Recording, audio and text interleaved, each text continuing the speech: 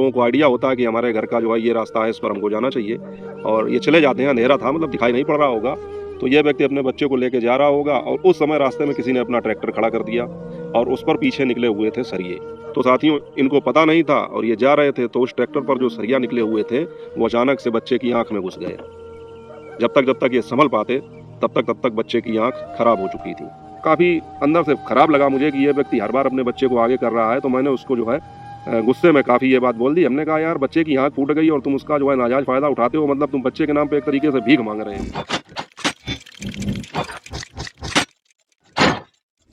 नमस्कार YouTube family, स्वागत है आप सबका फिर से मेरे एक और नए वीडियो में। मैं हूं अमित और आप देख रहे हैं आप सबका अपना YouTube channel Amit Sangeeta blog. और दोस्तों, आज मेरी एक और मित्र की माताजी का निधन हो गया था, तो उनके अंतिम संस्कार के लिए मुझे गंगा जी के घाट पे जाना पड़ा और वहीं से लौट के आ रहा हूँ अभी। बिल्कुल आके मैंने नहाया है और कुछ खा पी के और सीधा बाहर चला आया। मैंने सोचा एक छोटा सा वीडियो बना के तो डाल ही देता हूँ, क्योंकि अगर वीडियो नहीं डालता हूँ तो एक रिदम टूट जाता है, फिर दूसरे दिन फिर मन नहीं लगता वीडियो बनाने का। तो मैंने सोचा थोड़ा सा समय है तो एक छोटा सा वीडियो बना के डाल देता हूँ। साथियों, हुआ कुछ ऐसा कि आज तो चूंकि मैं सुबह से ही व्यस्त था, क्योंकि सुबह लगभग 6 बजे उनका फ़ोन आया था कि उनकी माताजी का निधन हो गया, मेरे मित्र का। तो फिर जो है तब से उन्हीं के कामकाज में लगा हुआ था, तो समय बिल्कुल नहीं मिल पाया। तो यूट्यूब पर क्या चल रहा है क्या नहीं चल रहा है कुछ भी पता नहीं, और अभी मैंने यूट्यूब खोल कर भी नहीं देखा है। बस सीधे सीधे वीडियो शूट कर रहा हूँ, इसको अपलोड कर दूँगा, उसके बाद ही देखूँगा। तो साथियों, मेरे पास कोई यूट्यूब से रिलेटेड मुद्दा तो नहीं था बात करने के लिए, लेकिन मेरे जीवन में गुजरी हुई एक बहुत ही महत्वपूर्ण घटना, जिसके विषय में हमेशा मेरे मन में अंतर्द्वंद चलता रहा, असमंजस की स्थिति बनी रही कि मैंने सही किया या मैंने नहीं सही किया। तो आज ऐसे ही बैठे बैठे वो बात याद आ गई, तो मुझे लगा चलो आप लोगों के साथ साझा करता हूँ और आप लोगों की राय जानने की कोशिश करता हूँ कि मैंने उस समय जो किया था वो सही था या गलत था। तो आप लोग इस कहानी को ध्यान से सुनना, उसके बाद में अपनी राय देना। साथियों, तकरीबन 16-17 साल पहले की बात है। उस समय साथियों, मेरे मन में ये चीज़ चल रही थी कि पढ़ाई के साथ साथ कुछ काम धंधा भी किया जाए। होता है, नई उम्र के जब लड़के होते हैं तो उनके मन में ये चीज़ें चलती हैं कि पढ़ाई भी करो, कुछ फ़ायदा भी करो। और चूँकि हमारे घर का माहौल भी ऐसा था कि हम लोग जो हैं ज़्यादा, कहना चाहिए, आवारागर्दी में नहीं रहते थे, पढ़ाई लिखाई करते थे, साथ साथ अपने जीवन के विषय में कुछ सोचते भी थे। उस समय ज़्यादा मतलब जो है ये चीज़ें मन में आती थी। तो इसी के अंतर्गत साथियों, उस समय पढ़ाई तो चल ही रही थी और मैंने जो है एक दुकान की थी। मेरी वो दुकान जनरल स्टोर टाइप की थी, क्योंकि आप लोग जानते हैं गांव देहात में अगर कोई छोटा मोटा बिजनेस शुरू करना हो 10-20-50 हज़ार रुपये से, तो इसी तरह के काम हो सकते हैं। कोई छोटी मोटी किराने की दुकान खोल ली या कोई जनरल स्टोर की खोल ली।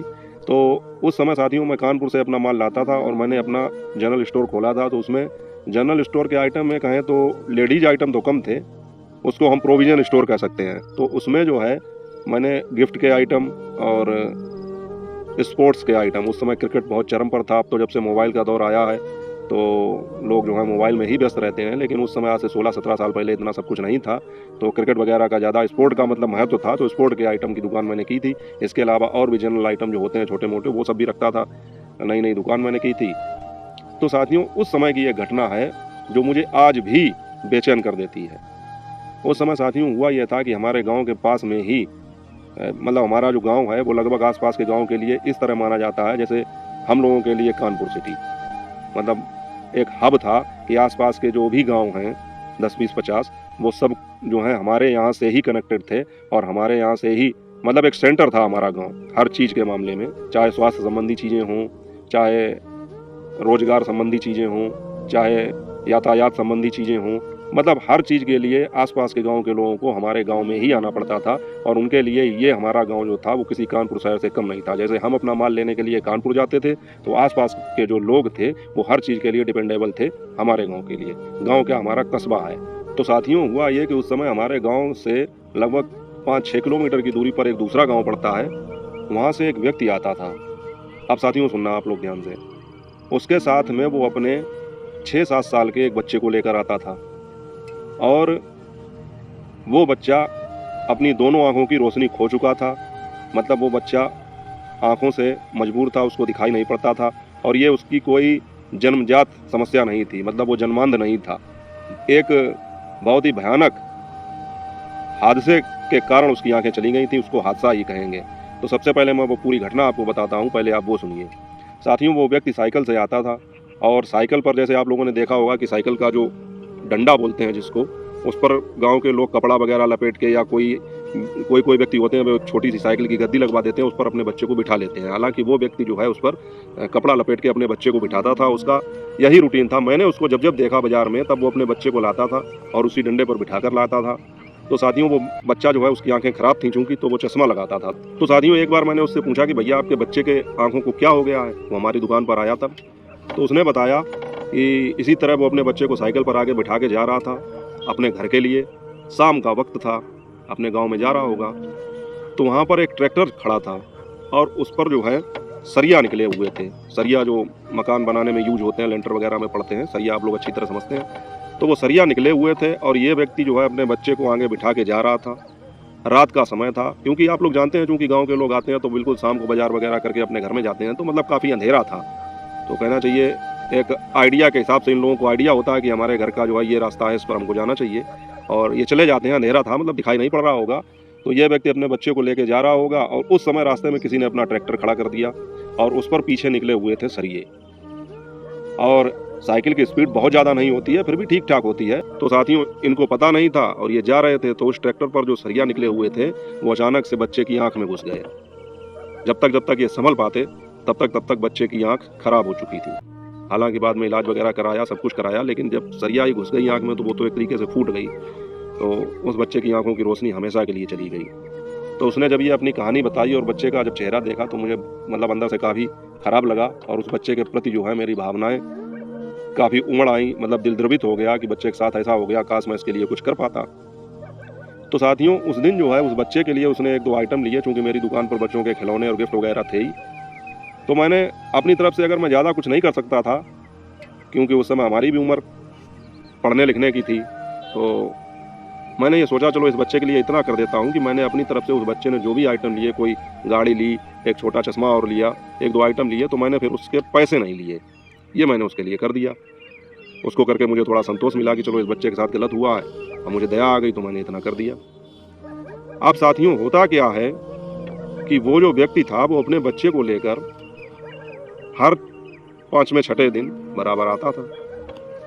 तो 2-3 बार जब वो आया तो मैंने नोट किया कि वो अपने बच्चे को लेकर आता था और इस तरह की बातें करता था कि चाचा की दुकान पर आए हो, तुमको क्या चाहिए, और चाचा बहुत अच्छे हैं, तुमको दे देते हैं। तो 2-1 बार साथियों मैंने उसको दे भी दी, बगैर पैसे में चीज़ें दे दी।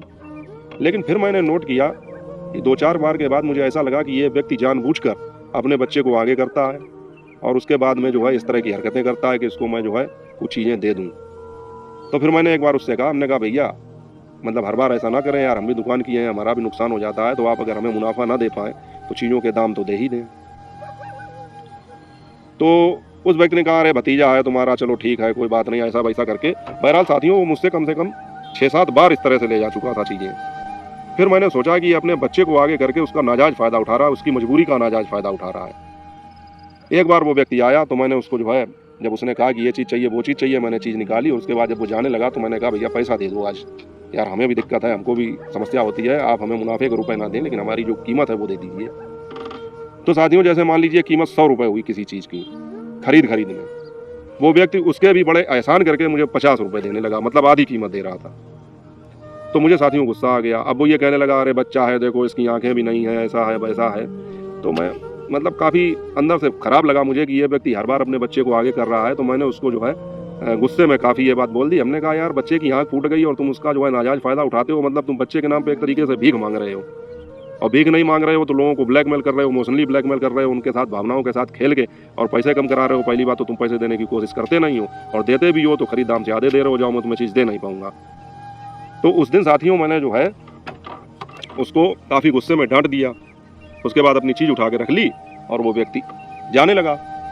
जाते हुए साथियों मैंने ये देखा कि उस बच्चे का चेहरा देखा मैंने। तो अब बच्चा तो अपने बाप की इन हरकतों से 6-7 साल का बच्चा तो अपने बाप की इन हरकतों को पहचान नहीं पाया। उसे ये लगा कि सामने वाले जो अंकल हैं ये नाराज़ हो रहे हैं। बच्चे का मासूम चेहरा देखने लायक था। मुझे लगा शायद जैसे एक रोने की मुद्रा होती है, वो इस स्थिति में आ गया। उसको उम्मीद ये रहती थी कि हम यहाँ आते हैं, वो मुझे चूंकि देख तो पाएगा नहीं, लेकिन उसको ये उम्मीद रहती थी कि हम यहाँ आएंगे तो हमें जो है चाचा की दुकान से कोई ना कोई चीज़ मिल जाएगी, उसको ये उम्मीद रहती थी। लेकिन उस दिन साथियों जब ये वाक़या हुआ तो मुझे लगा, मैंने नोटिस किया कि उस बच्चे का चेहरा उतर गया था। लेकिन मुझे भी बहुत ज़्यादा गुस्सा आ रहा था उस व्यक्ति के ऊपर। मुझे लगा कि ये व्यक्ति जो है इस बच्चे का नाजायज़ फ़ायदा उठा रहा है और ये व्यक्ति इस बच्चे के मन में ये चीज़ें भर रहा है कि हाँ बेटा तुम मजबूर हो, तुम आंखों से लाचार हो, तो मुझे लगा कि ये बच्चा भी आगे चल के अपने आप को इसी तरह से पाएगा, हर जगह पर अपनी लाचारी दिखाएगा, हर जगह पर अपने आप को मजबूर पाएगा और ऐसे ही अपना जीवन व्यतीत करेगा। तो उस बच्चे के अंदर आत्मविश्वास भरने की बजाय उसका पिता उसका मनोबल डाउन कर रहा था, उसका आत्मविश्वास तोड़ रहा था, उसको कमज़ोर बना रहा था। और यही बात मैंने उससे कही कि तुम अपने बच्चे के साथ गलत कर रहे हो। 1 बार हो गया, 2 बार हो गया, 4 बार हो गया, 6 बार हो गया, लेकिन तुम हमेशा वही काम करते हो और आज तुम मेरी दुकान पे कर रहे हो, तो मुझे यकीन है कि तुम हर जगह जाकर अपने बच्चे को जो है आगे करके इस तरह की हरकतें करते होगे। मतलब तुम बाजार आते ही उसी उद्देश्य से हो और इस बच्चे को लेकर आते हो कि हम इस तरह से या तो बार्गेनिंग करेंगे, मोल-भाव करेंगे या फिर फ्री में चीज़ें लेकर आएँगे। तो तुम उस बच्चे को क्या सिखा रहे हो? उसके दिल में क्या चीज़ें भर रहे हो? वो आगे चल के क्या करेगा? उसे यही लगेगा हम तो आँखों से अंधे हैं, हम लाचार हैं, हमें लोगों की दया पर जीना पड़ेगा। यही चीज़ें तो सीखेगा वो। इसलिए साथियों मेरा दिल अंदर से ये कह रहा था कि मैं उस बच्चे के लिए फिर कुछ कर दूं, लेकिन मुझे लगा कि आज मैंने अगर इस बच्चे को फिर कोई चीज़ दे दी तो इसके अंदर फिर वही बात आ जाएगी। और उस बच्चे का चेहरा देखने के बावजूद मैंने उसको कोई चीज़ नहीं दी और वो व्यक्ति चला गया। साथियों उसके जाने के बाद ये जो चीज़ थी, ये जो घटना थी, ये मेरे मन में मतलब जो है अंदर तक घर कर गई। मैं इस विषय में कम से कम मुझे याद है कि 4-6 रात तो सोया नहीं होऊंगा। दिन में वही ख्याल, रात में वही चीज़ें सब चलती थी कि मुझे ऐसा करना नहीं चाहिए था। भाई व्यक्ति जब गुस्सा होता है तब चीज़ें दूसरी होती हैं, जब उसकी भावनाएं मतलब अलग प्रकार की होती हैं, लेकिन जब गुस्सा ठंडा होता है तो भावनाएं दूसरी हो जाती हैं। तो मुझे भी अंदर से खराब लग रहा था। मुझे लगता था कि मैं उस बच्चे के लिए कुछ कर दूं, मैंने गलत किया, उसको दे देता यार, आखिरी बार क्या बात थी, दोबारा आता नहीं आता, लेकिन दे देता तो वो बच्चा खुश हो जाता। तो साथियों इस चीज़ का फिर मैं इंतजार करता रहा कि अगले 4-6 दिन बाद जब वो व्यक्ति आएगा तो बच्चे को प्यार से मैं समझा दूंगा और उसको जो है अगर कोई चीज़ चाहिए होगी तो मैं दे दूंगा। लेकिन साथियों वो दिन है और आज का दिन है, ना वो व्यक्ति मुझे दिखाई पड़ा दोबारा, ना वो बच्चा कभी मेरे सामने आया। और अब तो इस घटना को 16-17 साल तकरीबन हो चुके हैं। तो अब उसकी यही एक पहचान है कि वो अपनी दोनों आंखों से मजबूर था, लाचार था। अगर वो सामने आ जाए तो बस यही एक पहचान मेरे जहन में है, बाकी तो मैं उसे पहचान भी नहीं पाऊंगा। और आज तक तो ऐसा हुआ नहीं, कोई बच्चा कोई व्यक्ति मेरे सामने आया ही नहीं। तो साथियों ना वो व्यक्ति आया, ना वो बच्चा आया। और ये घटना आज भी मेरे मन में जब आती है तो एक अजीब सा द्वंद्व चलने लगता है कि मैंने उस समय ये सही किया या गलत किया, वो बच्चा क्या सोचता होगा मेरे विषय में, क्या उसकी भावनाएं रही होंगी। तो मन में बहुत खराब लगता है। तो आज साथियों बैठे बैठे यही चीज़ याद आ गई, तो मैंने सोचा आप लोगों के साथ साझा करूं कि उस व्यक्ति ने उस बच्चे को जो अपना हथियार बनाया था और उसकी मजबूरी और लाचारी का हर जगह फ़ायदा उठाने की कोशिश कर रहा था, अपने बच्चे की मजबूरी का फ़ायदा उठा रहा था, तो उस व्यक्ति को मना करके मैंने सही किया या नहीं सही किया, मुझे ऐसा करना चाहिए था या नहीं करना चाहिए था। तो ये द्वंद्व साथियों मेरे मन में आज भी चलता है। तो अगर आप लोगों ने यहाँ तक मेरा वीडियो देखा है तो एक बार कमेंट करके अपनी राय ये ज़रूर बता दें कि उस समय मैंने जो किया वो सही था या गलत था। मुझे आपके कमेंट का इंतजार रहेगा, तो कमेंट करके अपनी राय साथियों जरूर बता देना। अंधेरा हो रहा है तो अपने वीडियो को मैं यहीं विराम देता हूँ। मिलूंगा अगले वीडियो में अगले मुद्दे के साथ। तब तक अपना और अपनों का ख्याल रखें। जय हिंद, वंदे मातरम।